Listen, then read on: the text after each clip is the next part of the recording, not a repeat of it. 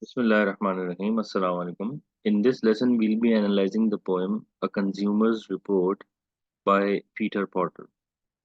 We'll begin with the first three lines. The name of the product I tested is live. I have completed the form you sent me and understand that my answers are confidential. Along with the title, lines 1 till 3 establish the poem's foundation, the basic idea of the poem. And what is it? It is that the speaker is a consumer filing out a consumer's report or a review of a product that he has tested. And as line 1 establishes, that product happens to be life itself. Having tested this product at least for a certain number of years, the consumer is now offering their assessment in response to some sort of market research survey. The consumer says that I have completed the form you sent me, but you over here is never identified, nor is the nature of the form specified. And who has issued or published this form, and for whom is he filling up that report? To whom is that report going to be addressed? So the speaker acknowledges that their answers are confidential. Perhaps it's a joke about the private nature of one's inner communications with the universe, with the God. Because it is obvious when a person is writing a consumer report about life, then it is obviously that he's going to be writing it to the producer, to the creator of life, that product. And that happens to be God. And if he's going to say that, I hope that I'm sure that my answers are going to be confidential, then it suggests that it is a joke, because we are sure that our private confident conversations with the god is are confidential. So basically these first lines, they set up an extended metaphor, which is going to be used throughout the poem, and which is that it is comparing life to a consumer product. What is the extended metaphor? That life is being compared with a consumer product, and this metaphor carries throughout the poem as the poet explores the idea in depth. Although life isn't a product, the poem invites readers to consider what the two things have in common: a life and a product. What do these two things have in common? And how they themselves might review life if they had the chance. After reading this poem, how would the readers like to see the differences and the comparisons between a product and the life itself? So the poem also satirizes the kind of capitalist society that treats everything as a product. That's why they are treating life also as a product. Whereas a common mind would suggest that life is way more than a product. And as a parody of real life consumer reviews, the poem style is flat and prose. Its free verse sounds quite quick and hasty, as if the consumer were casually jumping from one opinion to next. This brings us to the next part. I had it as a gift. I didn't feel much while using it. In fact, I think I'd have liked to be more excited. It seemed gentle on the hands, but left an embarrassing deposit behind. So after the poem's single stanza break, lines 4 till 8 start to describe the consumer's experience of life. Remember one thing, the first three lines is one stanza, and the remaining lines, they are another single stanza. So therefore there are two stanzas.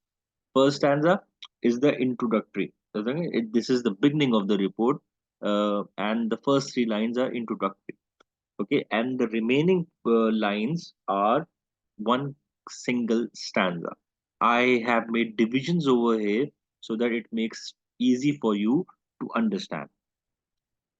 Okay, so after establishing a world in which life is being reviewed as a consumer product, the poem makes statements that could apply equally to life or products. First, the consumer says they received life as a gift. And products are often gifted, of course, and consumers who participate in market research will often receive sample products for free. At the same time, according to a popular idiom, life is a gift, something that is to be appreciated and cherished. Then the consumer claims that they didn't feel much while using it, and in fact would have liked to be more excited.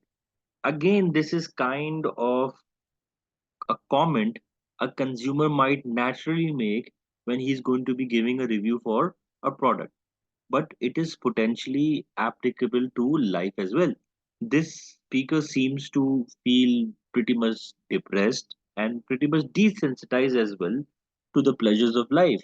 So, this is the first clue that the speaker is a character who's fed up of his life. Now, the description in these lines, uh, it seemed gentle on the hands, but left an embarrassing deposit behind. The last two lines over here, at the description at first seems more applicable to particular products than to life in general. For example, I mean, it's very difficult to understand or imagine life as something being gentle on hands and then leaving embarrassing deposit behind, literally speaking. Okay, so it is more applicable to particular products than to life in general. One can easily imagine saying that imagine saying this about a hygiene or a cleaning product, a detergent which was quite gentle on hands, but it left an embarrassing deposit behind. But when it is applied to life, it might suggest the particular difficulties of life in a body.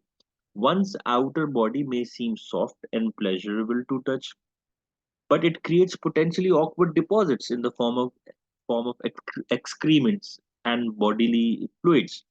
And the other metaphorical interpretations are also possible over here. For example, life might have seemed gentle or pleasant in the youth, in the childhood, but it left a deposit of embarrassing memories as the speaker aged. So, in other words, the speaker might look back on earlier phases of life with more shame than nostalgia. Now, let us move on to the next part. It was not economical, and I have used much more than I thought. I suppose I have about half left, but it's difficult to tell. Although the instructions are fairly large, there are so many of them. I don't know which to follow, especially as they seem to contradict each other. Now, these lines they continue the speaker's complaints. The sentence in these lines begins with it, just as the previous sentence did. And this is an example of anaphora. Anaphora, repetition of a single word or a phrase at the beginning of every verse within a sentence. So, anaphora is not only occurring over here, but it occurred over here as well in the form of I. Okay, so it occurred in the lines 4 and 5 when those lines were beginning with I. Now, these repetitions, now these repetitions, they create a, a structure like a list. Okay, now, as if the consumer is quickly moving from one opinion or objection to another. I experienced this, I experienced that. And the speaker, uh, in these lines, the speaker's object that the life was not economical, meaning that it didn't produce good value in return for the time spent on it. So they are surprised to find that they have used much more of life than they thought, and they seem to have only about half left. Even though, and why is that? Because it is difficult to tell. So, in other words, they have reached middle age and started wondering where the time actually went. So they can't even be sure they're halfway through life because life could end at any time. Yes, they it feels that they're middle age and they've spent half of the life, but it's difficult to say whether it's 90% or 95% of the life. So it sounds as though this speaker might be having minor mid-life crisis. Then the lines, although the instructions are fairly large, there are so many of them, I don't know which to follow, especially as they seem to contradict each other. These lines metaphorically express a common complaint. And what is that complaint? The complaint is that it is hard to find trustworthy guidance through life. The speaker admits that the instructions are fairly large. In other words, rules and guidelines they loom large in everyone's life, whether they are issued by parents, teachers, clergy, politicians, or society in general. So the problem is that there are so many of these instructions, and it is hard to know which to follow and which not to follow, and especially when they all seem to contradict each other. For example, the rules imposed by parents might conflict with those imposed at school. The lessons of religion might clash with those of art, and so on. In this way, life is like a product that comes with a big instruction manual, but one that is so confusing and self contradictory that the owner practically gives up on making sense of it. Now, with this, we'll move on to the next part. I'm not sure such a thing should be put in the way of children. It's difficult to think of a purpose for it. One of my friends says that it is just to keep its maker in a job. Also, the price is much too high. These lines express the speaker's most serious doubts and objections.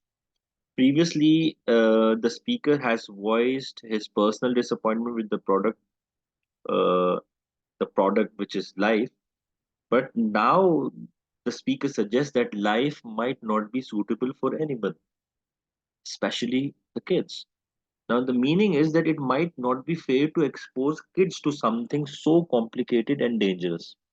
The irony is that all living children, by definition, if they are children at this very moment, they have already encountered life and there is no way to shelter them from it. I mean, obviously, we cannot take away their lives. So, beneath the irony over here, there lies a serious question that philosophers and ordinary adults, both of them, have fought with, have argued about. And what is it? That is it fair to bring new life into a world full of pain? So, to have kids is to create beings who will suffer and someday die. Would it be better to prevent that suffering by remaining childless? This is the question that is raised over here. So the speaker adds that it is difficult to think of a purpose for life. It is again echoing common philosophical questions about the ultimate significance and purpose of life. So in the poem's extended metaphor then, life is a product with no obvious benefits and some serious drawbacks. And building on these ideas, the speaker cites a friend's claim that life exists solely to keep its maker in a job. And who's that maker? It is obvious that maker is the God.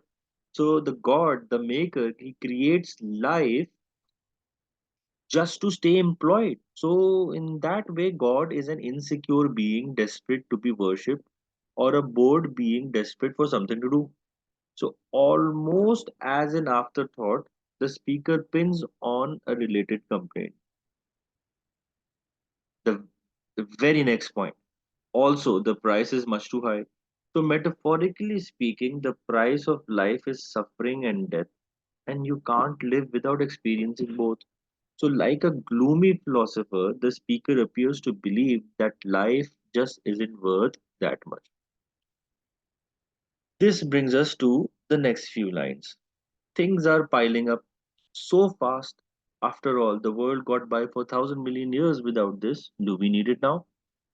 Incidentally, please ask your man to stop calling me the respondent. I don't like the sound of it. These lines are rich with irony. First, the consumer poses a grand rhetorical question, and what is that question? That things are piling up so fast. After all, the world got by for 1,000 million years without this. So, do we need it now? Do we still need the world? When the world could have survived without human beings and it has survived for billions and billions of years, why do we need it now? So, it is true as far as scientists know that the Earth didn't host any life until it was about a billion years old. And clearly, the planet doesn't need life as far as the life of the human beings are concerned. But it is pretty ironic for a living person to question whether we need it now. A person who is alive and he's asking the question whether do we need to be alive now. So the phrase things are piling up so fast. things are piling up so fast, it implies that the speaker has bigger problems and priorities than life. But of course, that's impossible. How can anyone have a priority even bigger than the life? That's impossible because life encompasses everything.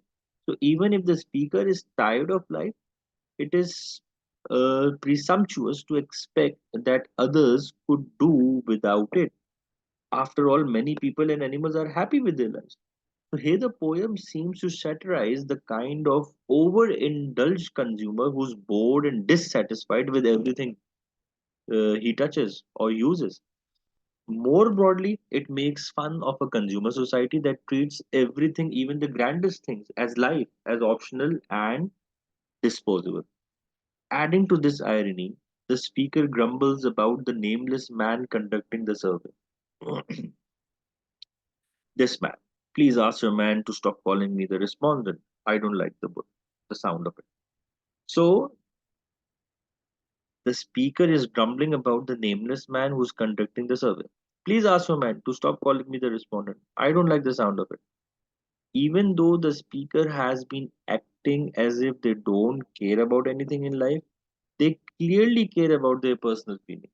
The speaker sounds spoiled, especially because respondent is a harmless and standard term for a survey participant. The speaker raising this question suggests that he is a spoiled brat. At the same time, their discomfort, may suggest that they feel dehumanized by this anonymous survey process. And again, why are they being called respondents? Why aren't all the human beings? Don't they consider? Don't they think that all the human beings are different? So if all the human beings are being called respondent, it would, in a way, dehumanize the people uh, because of this survey, and by consumer society as a whole. Okay, not only by the survey but by the consumer society. So maybe they want more out of life than to be nameless data point. Okay, we'll move on to the next part. There seems to be a lot of different labels, size and colors should be uniform. The shape is awkward, it's waterproof but not heat resistant. In these lines, the speaker goes back to listing objections. In their view, life brings one problem after another as a project. As a product, um, it's a total mess. Any product which has become useless for a person, which not working properly, and he's made numerous complaints. The life at the moment in this part is just like the same product. So there seems to be a lot of different labels.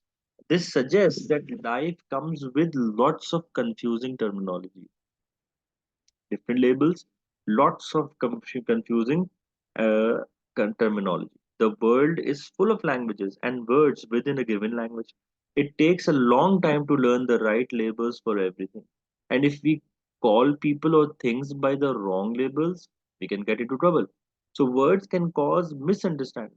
Of they can offend someone, they can harm people, harm things, harm the issues or the condition. So the different labels is causing an issue. And of course, the packaged products also, they typically come with labels. So we can see the similarity. The next few complaints are a bit more ambiguous in terms of how they fit within the poem's extended metaphor. These might be complaints about the bodies that contain life.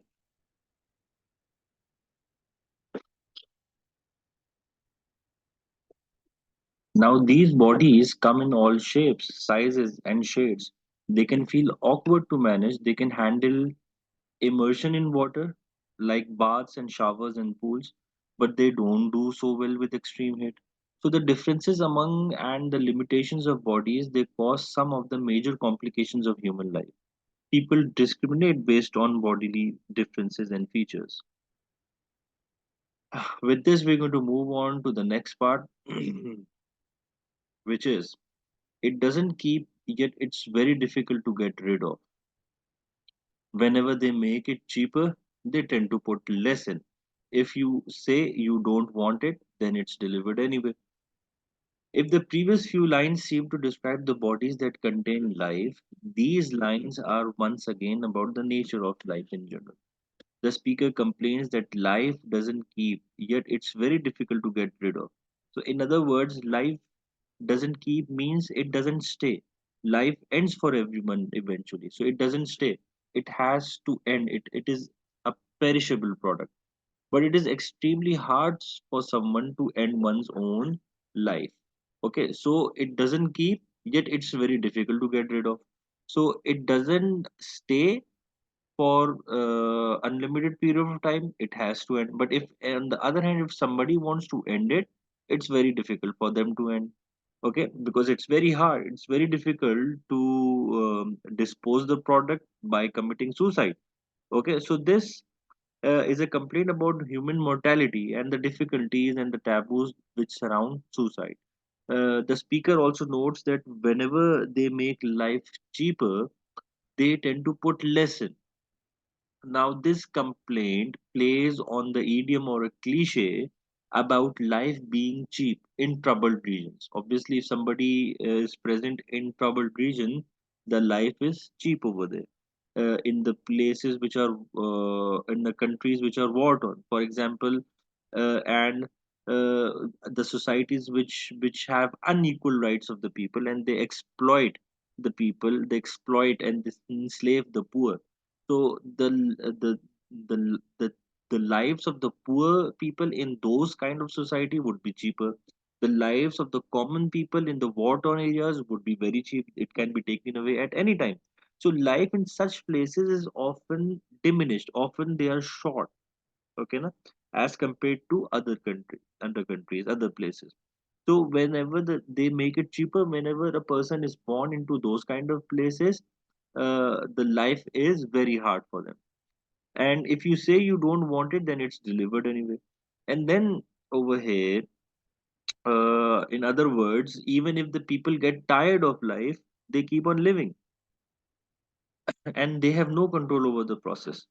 So, for the bored and the exhausted and the despairing, life can feel like a product subscription that's nearly impossible to cancel.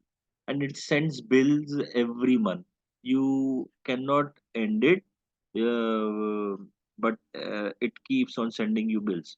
So, once again, the poem uses its extended metaphor to frame the trouble and torment in the everyday language of using the everyday language of consumerism. Okay, now the next part is I'd agree it's a popular product. It's not into it's got into the language. People even say they're on the side of it. Personally, I think it's overdone. A small thing people are ready to behave badly about. In these lines, which are filled with irony, the speaker treats life, the product, as not a very remarkable product, a product which is quite overrated, a product which is something pretty trivial. So even though not an enthusiastic fan of life, the speaker complainingly admits that it is a popular product.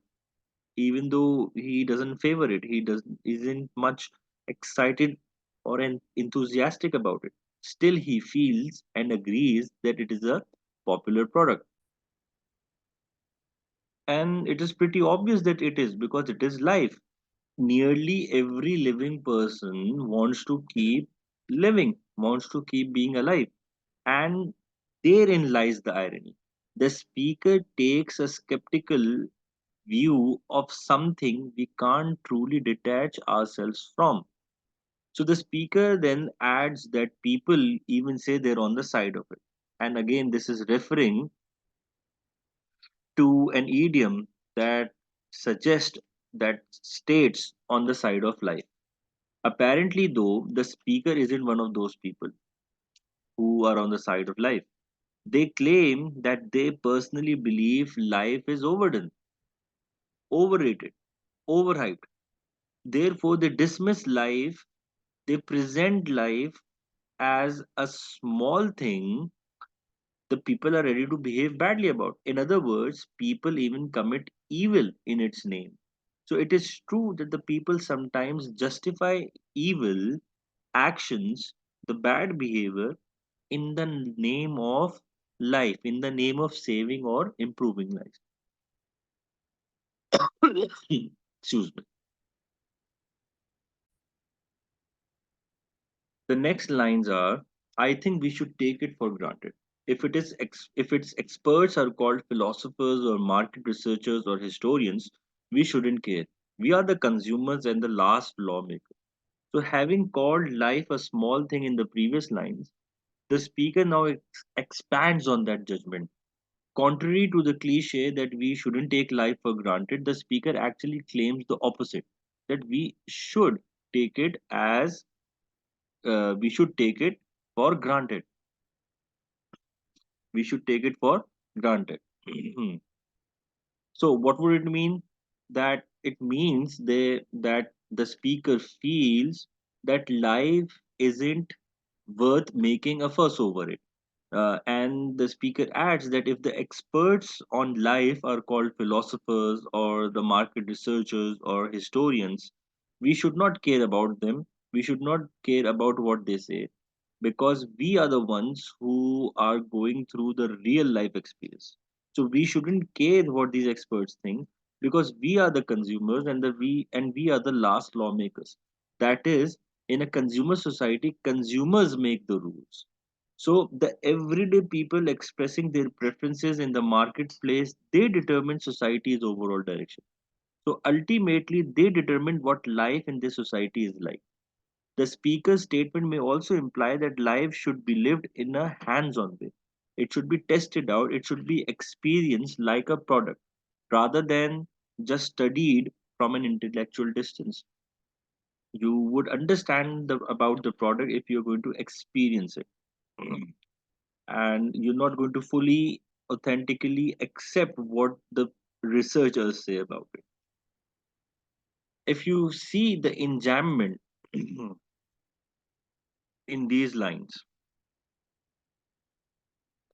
which they stress both shouldn't and care. We shouldn't care. Because there is enjambment over here. The stress is on the last line of this verse and the first line of the next verse. The words that fall just before and after the line break. It is adding extra emphasis to this blunt opinion, and we shouldn't care about it. And the reason why we shouldn't care about it is given over here. We are the consumers, and the last lawmaker, as I suggested over here, that the society, in the consumer society, it is the consumers who make the rules, who give the direction that about the product. Where is it going? Is it going to be a successful product or not? So the poem clearly satirizes the consumer's arrogant, anti-intellectual attitude, as well as the cynicism that consumer society breeds. No matter what the researchers or intellectuals will say, the consumers are going to make their own decisions based on their own experiences, and they're going to feel that what they have understood about the product, that is correct. They're not going to listen to what researchers have to say or intellectuals or philosophers have to say. The next lines and the last lines of this poem. So finally, I would buy it. But the question of a best buy, I'd like to leave until I get the competitive product you said you would sell. So these lines conclude the poem with a double ironic twist. First, after their long criticism of life as a product, the speaker reaches a surprising verdict. What is that verdict? That I would finally buy it. So it seems that for all their reservations and criticisms, the speaker doesn't actually want the life to end. They want to keep investing in life, even though if life is flawed. And but in one last irony, the consumer completely wards off on giving life their highest possibility. They would buy it, but they won't give their highest possible rating of the best buy. They would buy it, but they won't call it a best buy. So the competitive product could only be dead. Okay, I'd like to leave until I get the competitive product you said you sent. Okay, so Why aren't they giving it the highest value? Because they are waiting for its competition. And what would be the competition? What would be the competitive product? If life is a product, then its competitive product would be death or some sort of afterlife. So, of course, it is true that the speaker will be receiving this product eventually, and we all will, because all of us are going to receive the product of death. So, whatever force sends life, whether it is nature or the universe or the God, it also sends death. But it is far from clear that we'll be able to rate life from beyond the grave. Many people, though not all, would simply assume that death isn't an enticing product or exciting product as compared to life. The poem hints at real philosophical questions under its layers of irony. At the same time, it satirizes the attitudes and values of consumer society, which seems to trivialize even the best of the things, even the loftiest and highest of the things. To this pampered consumer, life and death are no more than competing brands, just like Coca-Cola and Pepsi. What are the themes of Consumers Report? The first theme is the disappointments and rewards of life. So, a parody of a skeptical product review, a consumer report, it evaluates life itself. The consumer who tested this product is largely unimpressed with life, despite their eventual admission that they would buy it. So throughout the poem conveys the trouble, the torment, the dread, the disappointment in the language of a dissatisfied consumer, implying that life isn't all as it is advertised to be. But at the same time, the poem implies that even a disappointing life is better than the alternative, that is death. So even the worst and most disappointing life is better than the death, because the death would end the life. The next theme would be consumerism and cynicism. So by framing life or presenting life as a product to be reviewed, a consumer's report satirizes the prevalent consumerism of modern times. Today's capitalist society, as the poem implies, it what does it do? It commodifies everything. It looks at everything as a product, as a commodity. Therefore, it commodifies everything to the point where existence, the life itself, is just another consumer item to be approved or rejected. So ordinary members of this society, they tend to become cynical and greedy about different products. So as consumer culture endlessly fuels people's appetite for more and better products, it distracts them from appreciating the life they already have. So it is implied that this attitude arises naturally from consumer culture. So in a world where you can buy anything and rate everything, even existence, even life eventually feels overrated. The consumer won't even award a best buy rating to life, which in theory contains all the best things, due to the fantasy that there is still something better out there. If you have not got the best of life, there is a possibility that you would get the most exciting part of the life, and it is waiting for you. And still, the consumer, being a cynical person, is not giving it the highest or the best rating of the best buy. So they want to test the competitive product first, because who knows what might lie on the other side of the grave. Through these satirical distortions, the poem shows how consumerism breeds perpetual disappointment, making everything, even life itself, seem optional and for sale. In theory, consumer culture might lead people to aspire more, but at worst, it leads them to disdain every conceivable satisfaction life has to offer. Then we're going to move on to the poetic devices of report. The first one is irony. The poem is full of irony from the start. Its idea is fundamentally ironic in various ways. Even if life was a product, there would be no way to stand back and review it objectively.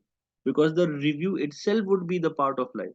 No basis of comparison. We do not know what death is like, um, can actually be offered so that we can understand the level of life. So it is also impossible to review life with any confidence before it is over. So the nature of the product can change radically from moment to moment as well. So if this part of the life is not best, then it is a possibility that the coming part can be the best. Okay, so the nature of this product, because it changed from one uh, moment to another, therefore it is going to be pretty ironical to be staying or being present at one point of life and criticizing life as a whole in general.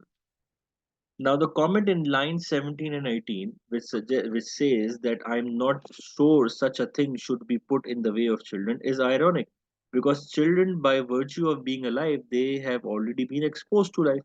And in lines 20 and 21, the speaker suggests that the maker of life, which is God, might be manufacturing their product solely in order to keep a job. So, this conception of God as a needy and insecure ironically conflicts with common religious depictions of God as powerful, loving, and etc. So, in the final lines, the consumer decides to ward off and reject giving life their highest rating until they have tried the competitive product. Again, the irony over here is blatant. This competitive product must be death, and you can't rate anything from beyond the grave once you're dead. Even if you are somehow able to experience that and decide you dislike it, there is no way to switch back to life. So the speaker ironically treats life and death as if they are competing brands. Then there is repetition found over here. The poem repeats several important words and phrases. These repetitions emphasize the key themes and help structure the poem's free verse.